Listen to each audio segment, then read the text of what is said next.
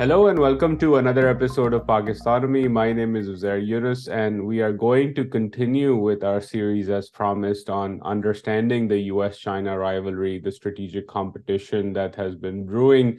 And today, joining me to have a conversation on what's going on related to Pakistan and China is Dr. Sameer Lalwani. He's a senior expert on South Asia at the United States Institute of Peace. He's been on the podcast before, so the longtime listeners are familiar with him and his analysis. But for those of you who don't know Sameer, he's also a non-resident senior fellow with the Center for Strategic and Budgetary Assessments. And from 2015 to 2022, he was a senior fellow for Asia Strategy and the director of the South Asia program at the Stimson Center.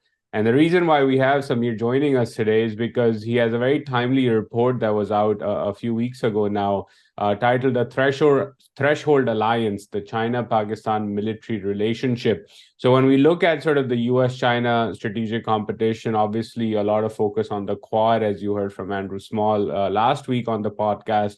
But really on the Pakistan-China side is with CPEC being the crown jewel of the BRI.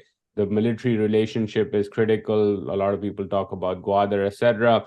We just heard news this week that new frigates are being delivered to the Pakistanis as well. So we're going to talk to Sameer about that relationship. So Sameer, welcome back to Pakistonomy. And thank you for writing a fantastic and must-read report for those of us who follow, at least from my perspective, I follow the econ side.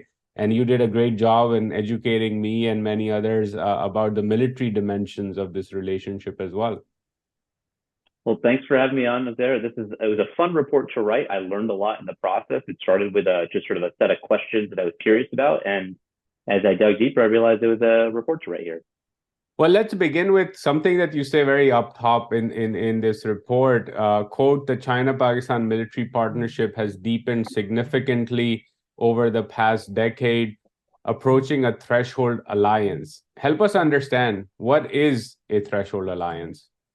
Yeah, that's great. Well, the reason it's so not well understood is because I made it up as a term, but that is sort of my attempt to sort of make a contribution to our thinking about alliances. So I'll take a step back and say the motivation came in part because I heard a lot of discussion in policy settings in Washington suggesting that the United States had this asymmetric advantage over China, which is that we had all these allies and China had none.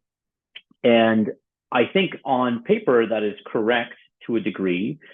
We have sort of these mutual defense treaties with a number of partners, a number of countries in East Asia and certainly in NATO, and they allow for a lot of potential in terms of collaboration, in terms of intelligence sharing, warfighting, basing, et cetera.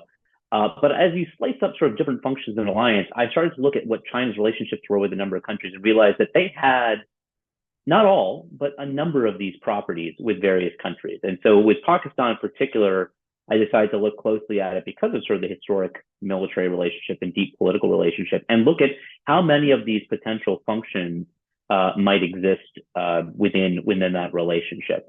So for me, the way I define a threshold alliance, it's actually derived from, there's a threshold state literature, which comes from the nuclear weapons literature, which says that a threshold state is a country that has accumulated the material conditions and technical capacity to quickly transform an ostensibly peaceful nuclear program into a weapons program, should it choose.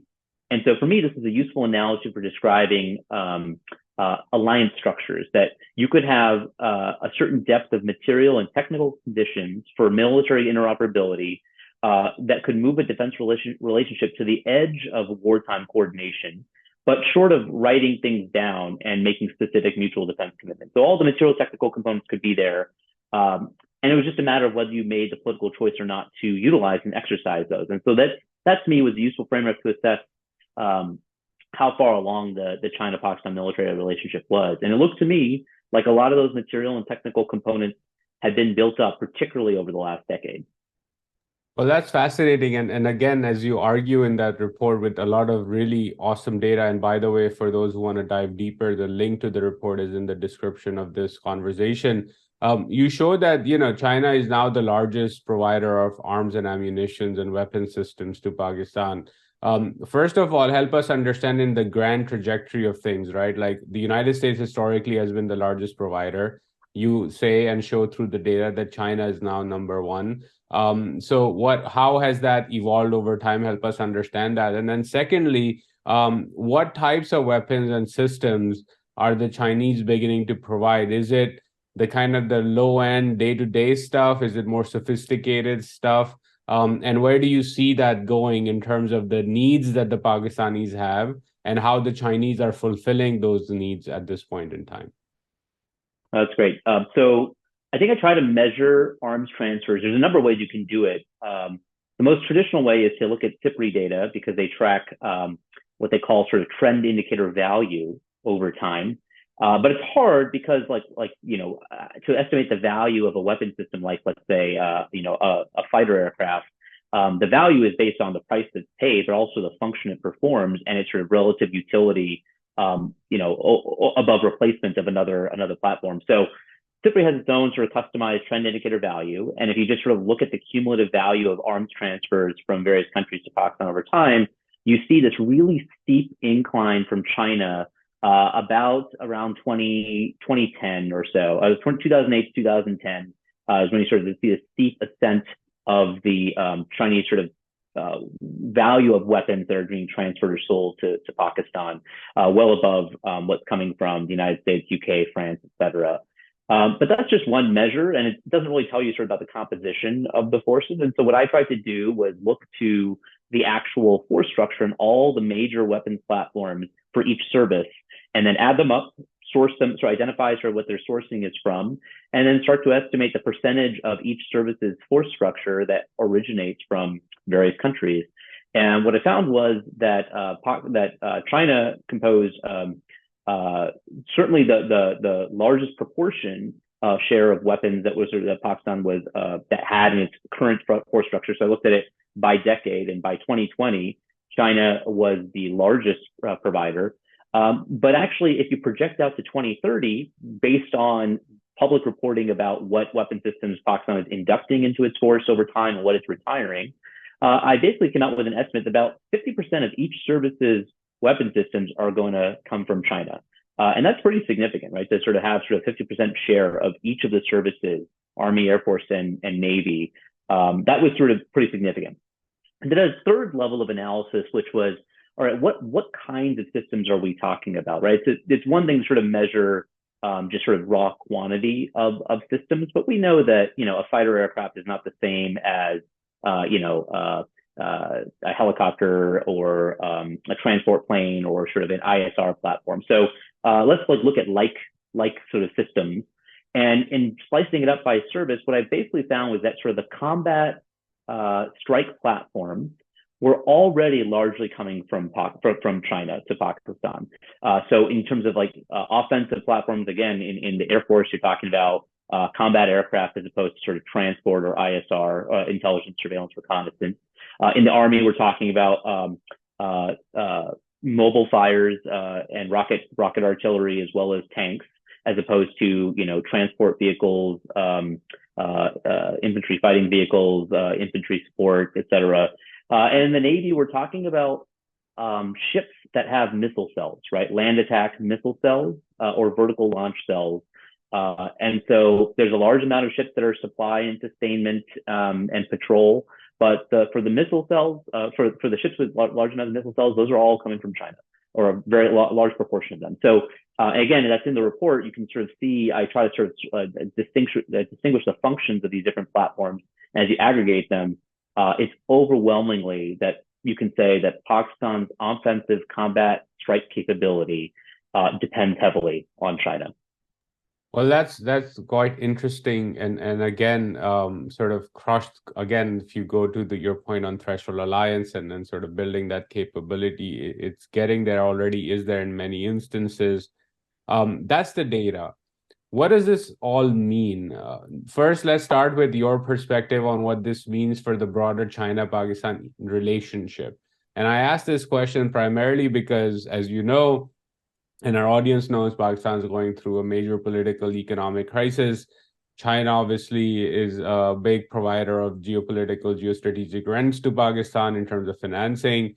Hasn't come up in a big way besides just helping avoid default so far, because they're also waiting for the IMF. But some have argued increasingly, and including myself for this essay I wrote for the Atlantic Council, saying that, look, as these economic issues persist, the ability of the Chinese to have more and more strategic influence and military influence and naval influence in Pakistan will grow. Now, does that happen tomorrow if we wake up and all sorts of things have happened? No, it's a slow and steady march, and your data also shows a slow and steady march on the capabilities and the weapons.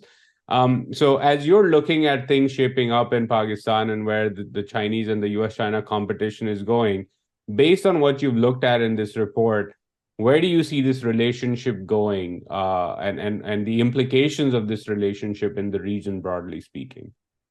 Yeah. Okay. So there's a separate number of pieces to this. So maybe what I'll do is I'll talk about the first implication that I kind of try to highlight, and then the other two require a little more unpacking. But let's focus on the first one, which is sort of the arms and influence story here, right? So as Pakistan increasingly depends on China for not only sort of the vast percentage of its arms and capabilities, but also sort of the highest end and sort of most important capabilities for the military to project force and power. And with that, I should add, sort of, it's not just combat strike capabilities, but also a lot of the ISR and targeting abilities are really dependent on a Chinese tech stack. And by that, I mean the Beidou satellite networks for targeting, for navigation, positioning, and targeting, the fiber optic cables that sort of run through the country, but also undersea cables that sort of come to the landing stations in Pakistan are all Chinese origin. Its 5G cloud computing capabilities are going to depend on that. So any algorithmic warfare, anything that requires sort of advanced computation for intelligence sharing, targeting, battle networks, encryption, is sort of dependent on a Chinese hardware spine. And should the Chinese choose to, they could cut that off if they wanted to. So there's the level of influence, I'd say, is really significant. And it's also one that's much more sticky and inelastic, right? So the economic leverage that you're describing, I think, is very true, that Pakistan's sort of in dire economic straits. It has sort of a sort of dwindling number of creditors and those who own its debt. And the Chinese are sort of one of the most likely candidates to help Pakistan, and they'll take their pound of flesh alongside it. But what I will say is that even in these situations, there is a degree of fungibility when it comes to economics and crediting, which is that any creditor, should they want to, for non-rational or strategic reasons, bail out Pakistan. And we saw, for example, with Sri Lanka, right, their creditors were a multitude of Western creditors, as well as a large share from China. But it was India that came into the fray and provided sort of $4 billion loan to bail Sri Lanka out. So there's a degree of fungibility and economic leverage that you have. With strategic and military leverage, it is far less simple. Pakistan can't just easily switch networks, switch sort of battle networks. It can't easily sort of change out its arms and ammunition and systems, and pilots who are trained on those systems, and engineers and mechanics who are trained on systems to manage and sustain those systems. There's a long tail of dependence that is very sticky and hard to change over time. It's very path dependent. And I'd say the example that one should look to is the case of India with Russia today, right? India, I think, is extremely hamstrung in terms of what it can say publicly, leave alone what it can do when it comes to Russia's behavior in the war in Ukraine. I don't think India is a supporter of it, but it's very tight-lipped about it, in part because it knows that how dependent it is on Russian arms and sustainment. And I think that is what has really hamstrung India's ability to say or do things. Now, I think Pakistan's dependence on China could be even greater over time. And so the leverage that China will be able to exert over Pakistan, I think, is in some ways hard to even imagine, but probably is even greater than sort of the economic leverage we're talking about today. That kind of influence is sort of enduring and sticky, and sort of really gets at the core of Pakistan's national security.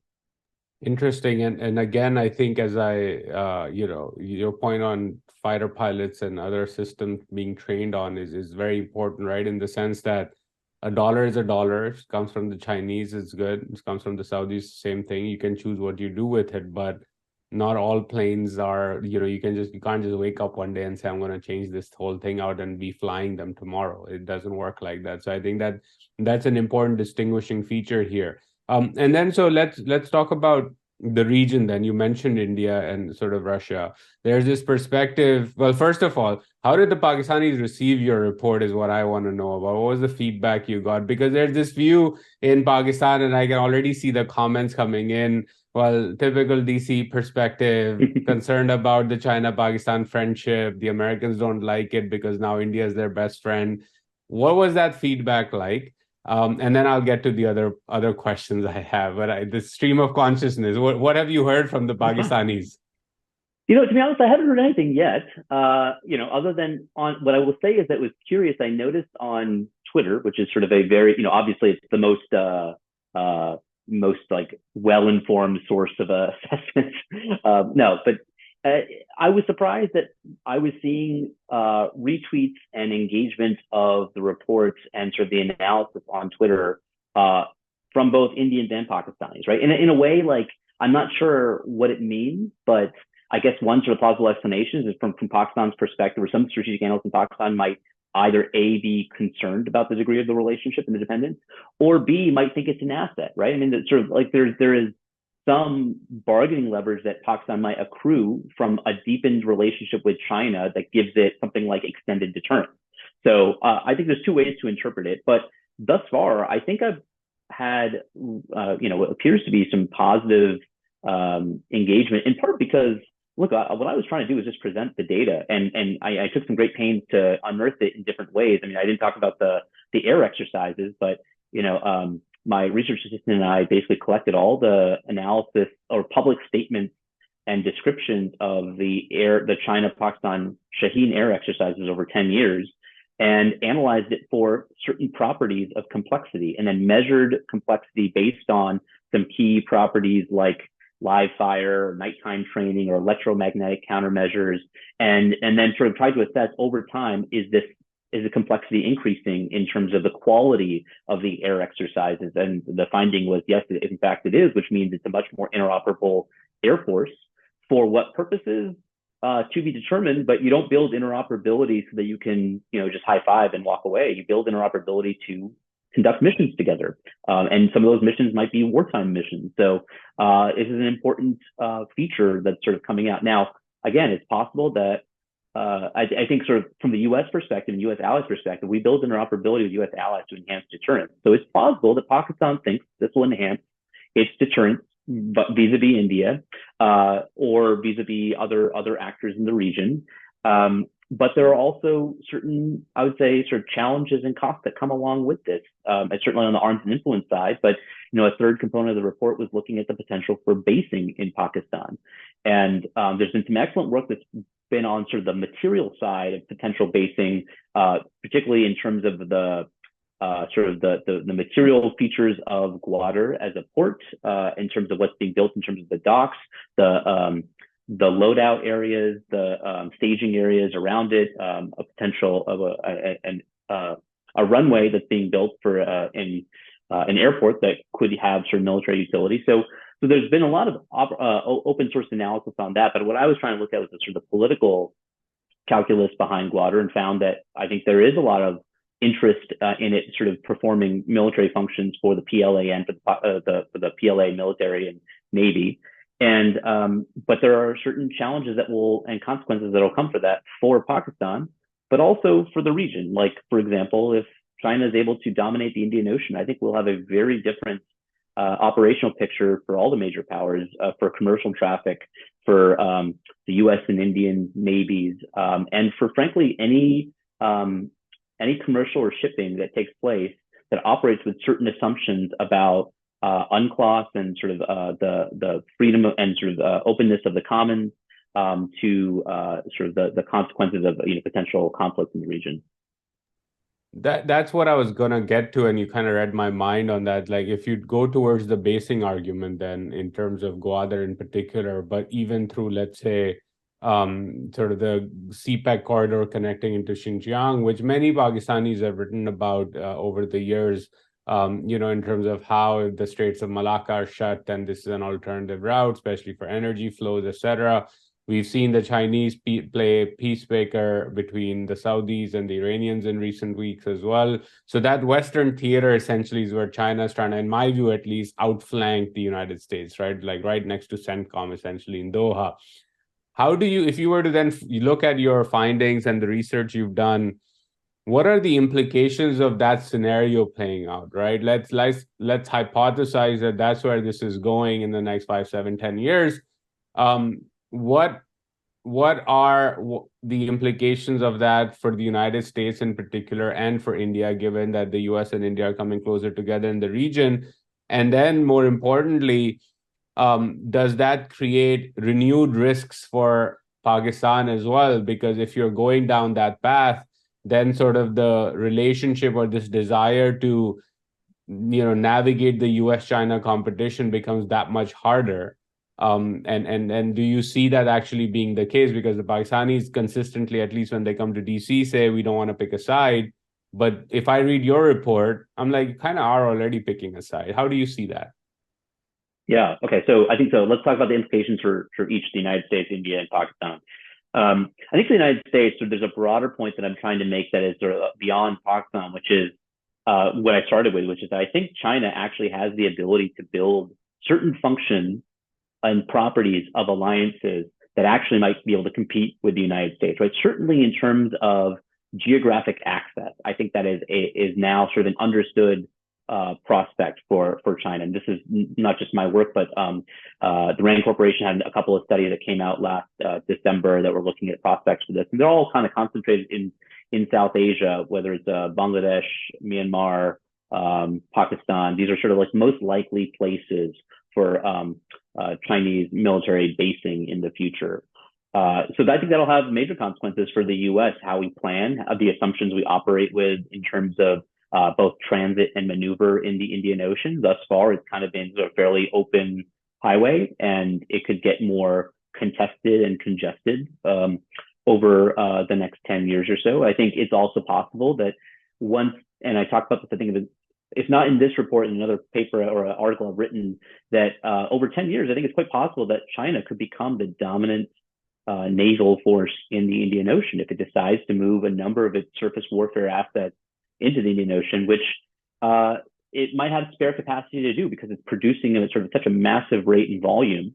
And it's not clear to me that they need all those assets for East Asian contingencies, because a lot of that is, it's anti-access area denial capabilities, not surface warfare power projection. And so for those, I see there's a larger role for China to play in the Indian Ocean. So I could see that the balance of power in the Indian Ocean could fundamentally change, and Pakistan could be party to that, in part because of sort of providing basing options as well as sustainment possibilities on its western shores. So that's one big one. And then the second is sort of, as I said, is that China's building alliances in various ways, and its pathway to great power status may not look like the U.S. pathway to great power status, right? It builds capabilities in different ways. It builds alliances in different ways. It builds basing through sort of commercial port access in different ways. It builds amphibious transit and amphibious sort of operational transit through commercial ferries. So there are different ways in which China will sort of build its military power that we should not we should perceive for what it actually is, rather than sort of or underestimating Chinese capability. So that's from the United States side. For India, I think what was interesting to me was, despite the fact that the Indians are most fixated on a China-Pakistan collusive two-front on their land border, where sort of the three armies sort of intersect, and there's been concerns that sort of the Chinese operations in Ladakh are sort of inching forward to being able to create a two-front sort of pincer movement around the Siachen Glacier for India.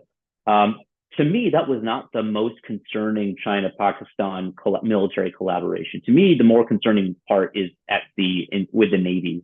I think that if there is this transfer of about 8 Hangar-class submarines to Pakistan over the next 5 years, which is what is projected, at least on paper, Pakistan's anti-access and sort of attack submarine capability will be really formidable, both for India and for other maritime powers. And I think that actually should be a greater concern to India than sort of the two front sort of land border concern that I think is often expressed. That might be more visible, that might sort of resonate more politically, but in terms of actual coercive leverage and power and military power, I think the more concerning aspect for India should be at sea. And you don't see India. Unpack that a bit. Sure. Why do you think that naval issue is far more concerning? Well, I think it allows the Indians. So one is that India has always had this advantage over Pakistan that even if they stalemated on land and in terms of air capabilities, at sea it always had a major advantage. This was true in the major wars in 1971, 1999.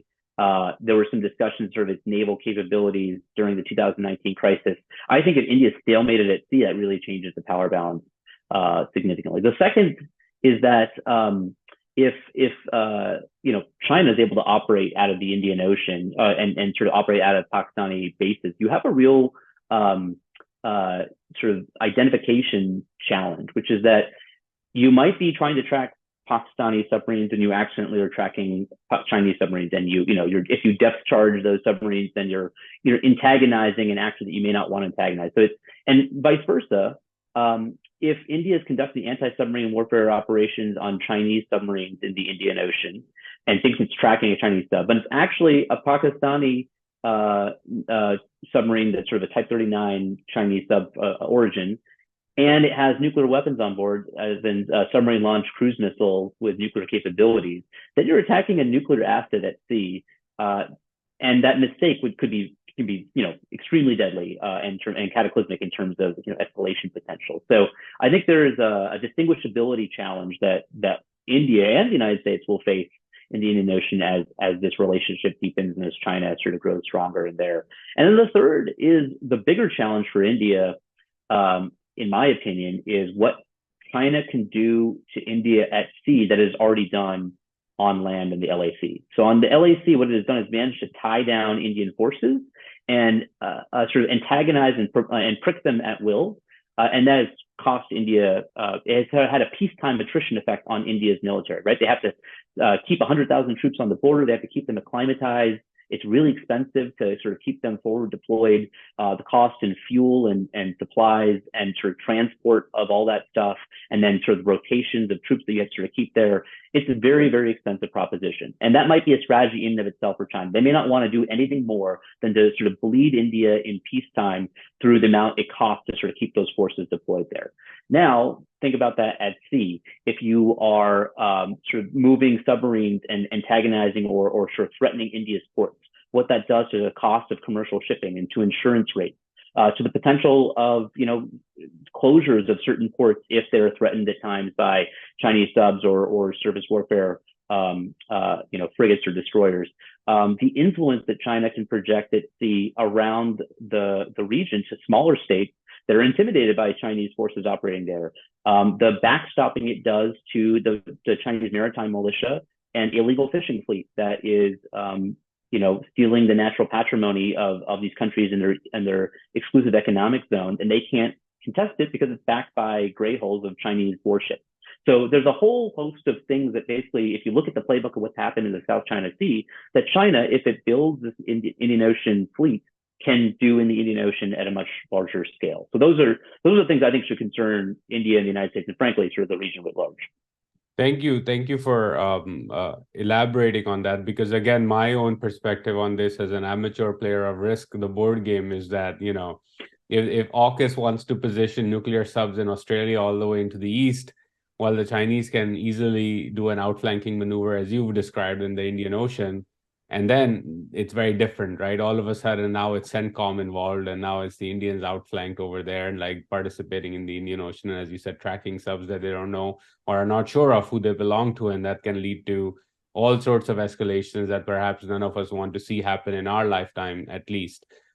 Last question on my end, Sameer, is if you were to, based on your research and what's going on right now across the world with the US-China rivalry, Andrew Small was on the podcast last week, talked about sort of, what the Philippines is doing, the South Koreans, the Japanese have fully change their national security posture as a result of that.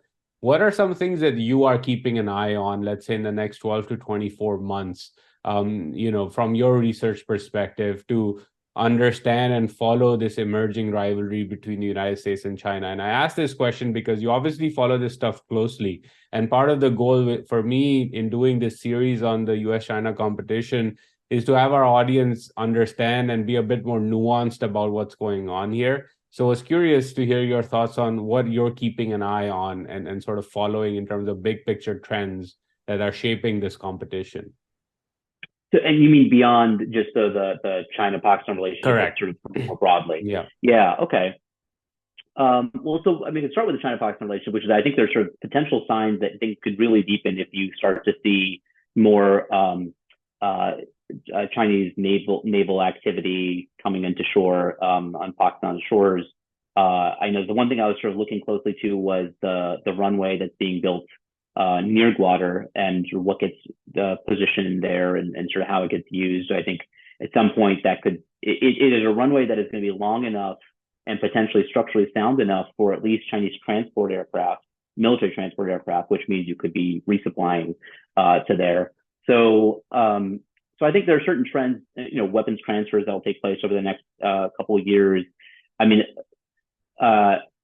there's been a puzzle, which is that Pakistan has been promised these submarines, and there is reports of that the steel has been cut for these submarines, but we haven't actually seen sort of delivery yet. So if those submarines come to fruition or delivered and they start getting inducted and deployed, then that'll tell us something about the pace. Because thus far, this is still on paper and it hasn't actually materialized.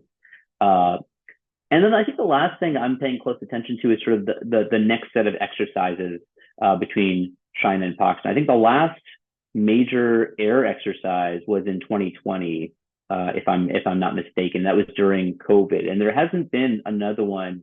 I think it was. I was surprised that there's been a delay in this, but to me, that I'm just paying attention as a sort of a tactical data point. But I think it can tell us a little bit more about the trend lines and what's going to happen here, because no one was really paying close attention to this, I think 2-3 years ago. And now I don't know, and maybe that might explain why there hasn't been another one. Or I was going to say maybe that's why they're trying to delay it, not to rile people the up. unobservable might be telling us something. Okay, so broadly in the region, I think you've alluded to some things that we should be paying attention to, like AUKUS, right? AUKUS to me is important not exclusively because of the submarine delivery plan, but it's the costly signals that come along with it, right? So there's two forms. One is sharing sort of this exquisite nuclear propulsion technology, probably black box, but still giving it to another partner that the United States hasn't done since the 1950s with the British. So that's meant to signal sort of how much we are willing to lean into our partners. Our partners are allies, but simultaneously what we're expecting in return, right? And I think that so the implications of that are pretty clear, is that, Australia should be equipped with these capabilities, but ought to use these capabilities in support of a coalitional effort for things of mutual interest, which are likely specific contingencies. The second part of AUKUS is actually the one that we haven't sort of seen much about, and it's a little maybe concerning to me, is the pillar 2 of AUKUS. And that is about opening up the prospects for greater research and development and joint innovation, as well as production of advanced military and future capabilities or emerging technology capabilities. This is sort of artificial intelligence and machine learning, quantum computing, but even some basic things like guided munitions production in Australia, so that they can have long range fires from their own towards that are produced in Australia, right? This is the counterpart for the United States burden sharing with its partners, is to share capabilities and technology. And so it is a litmus test of how far the United States is willing to go to do that in order to achieve sort of the burden sharing that it's seeking in terms of deterrence and defense responsibilities. And I think you're seeing a little bit of that taking place, not nearly at the same scale, but a little bit of that taking place between the US and India. So there's an initiative.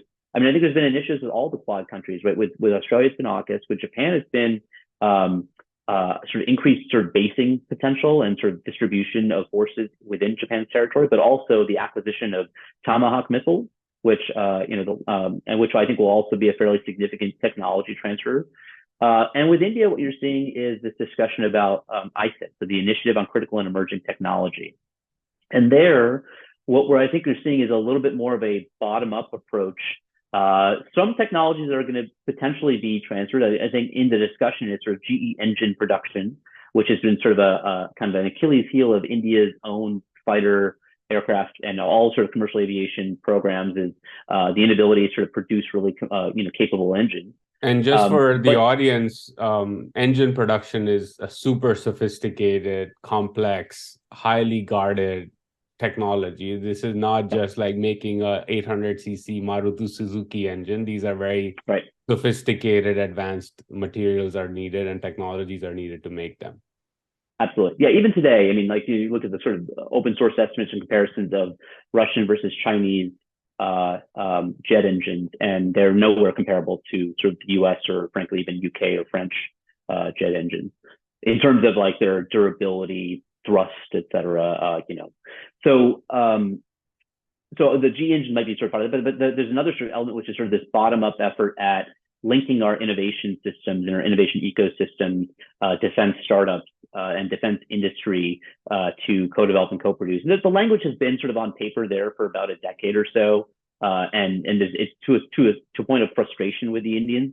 But I think there is a real effort within the current administration to try to actually make that real this time and to sort of actually yield some actual projects that sort of are now sort of put into the wild and tested, and from there to scale up the sort of the level and quality of the relationship and the level and quality of joint innovation and production.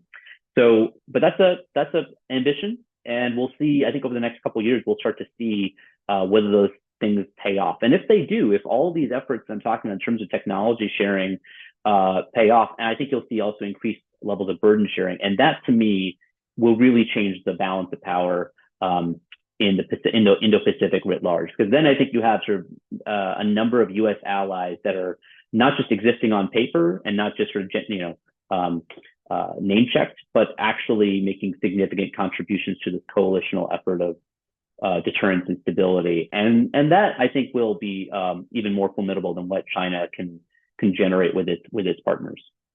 Yeah, and I think what you just said is consistent with what Andrew was saying as well, that the next 3-4 years essentially will, the proof will be in the pudding, and you will begin to see capabilities, technologies, investments materialize, after which, we all will very clearly know where things are headed and how the balance of power is shifting. So Sameer, thank you so much for taking out the time. Thank you so much for putting out and doing your research. For the audience, it's in the link is in the description below. And before I let you go, Sameer, again, since this is a special series, but I always ask my guests this question, you're familiar with this one. Share 2 or 3 books, this time around specifically to this topic of the US-China competition that folks should pick up and read, because again, part of the goal of this series is to have our audiences get a bit more nuanced understanding about, this geopolitical competition between China and the United States. Yeah. All right. So some books that I'd say I'm reading that I think, others should consider reading. The Long Game by Rush Doshi, which came out a couple years ago. But I think it was a pretty significant contribution to the discussion of like how the U.S. sees competition with China. Taylor Fravel's book, Active Defense, which is focused on the People's Liberation Army specifically, and its defense doctrine and strategy over time, is another really illuminating book that I've enjoyed reading, and I think it's sort of thought-provoking. And a book that I haven't yet read but plan to is Isaac Carden's book on China's, I can't remember the exact title of it, China's Law of the Sea. China's Law of the Sea. The new rules of the maritime order is another book on my order list at Amazon that just came out. And I've benefited tremendously from Isaac's work, not only on sort of lawfare at sea, but also the work he's been doing on Chinese ports and commercial ports as a mechanism for power projection, including a report by him on Water that everyone should take a look at, also open access. So those are some of the books on my radar, but I'm always looking for more. Well, thank you so much, Sameer, and keep up the great work. Always great to have you on the podcast, and thanks for enlightening us with your insights and your research, and hope to have you back on again when you, maybe after the next air, training exercises that are done, to get your perspective on that. But until then, stay safe and talk to you soon. All right. Thanks, Uzair. Good to talk to you.